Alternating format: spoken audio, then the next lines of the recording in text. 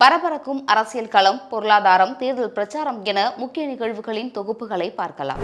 விஜய் பரப்புரைக்கு 15 நிபந்தனைகளுடன் அனுமதி வழங்கப்பட்டிருக்கு. புதுக்கோட்டை மாவட்டம் அறந்தாங்கியில ஏப்ரல் 14ஆம் தேதி விஜய் பரப்புரை செய்வதற்கான அனுமதி வழங்கப்பட்டிருக்கு. அதேபோல நாளை மறுநாள் கும்மிடிப்பூண்டியில விஜய் பரப்புரை செய்ய போறதா தகவல் வெளியான நிலையில அந்த பரப்புரையும் ரத்து செய்யப்பட்டிருக்கதா தகவல் வெளியாகியிருக்கு.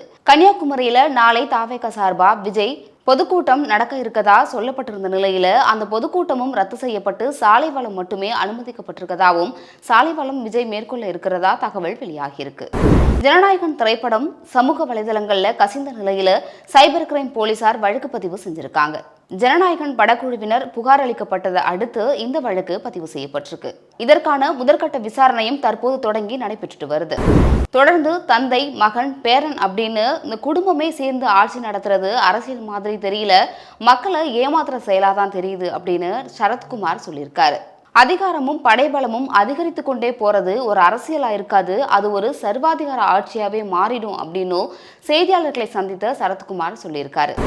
நடிகர்கள் பின்னால போயிட்டு விபத்துல சிக்கிற இளைஞர்கள் கூடிய சீக்கிரம் விரைவில் திருந்துவாங்க அப்படின்னு முதலமைச்சர் மு.க.ஸ்டாலின் மறைமுகமா சாடியிருக்காரு. எத்தனை பேர் வந்தாலும் என்ன சொன்னாலும் திமுகவோட வெற்றியை யாராலையுமே தடுக்க முடியாது அப்படின்னு இந்த முறை நிச்சயமா திமுக தான் ஆட்சி அமைக்கும் அப்படின்னு முதலமைச்சர் மு.க.ஸ்டாலின் தெளிவா திட்டவட்டமா பேசியிருக்காரு. முன்னாள் முதல்வரா பதவியில இருந்தவங்களும் சரி, தற்போது முதலமைச்சரா பதவியில இருக்கவங்களும் சரி, எது அரசியல்னே தெரியாம மாத்தி மாத்தி ரெண்டு கட்சிகளும் திட்டிக்கிறது, கிண்டல் பண்றதுதான் அரசியலை நினைச்சிட்டு இருக்காங்க அப்படின்னு சசிகலா ஒரு பரப்புரையில பேசியிருக்காங்க.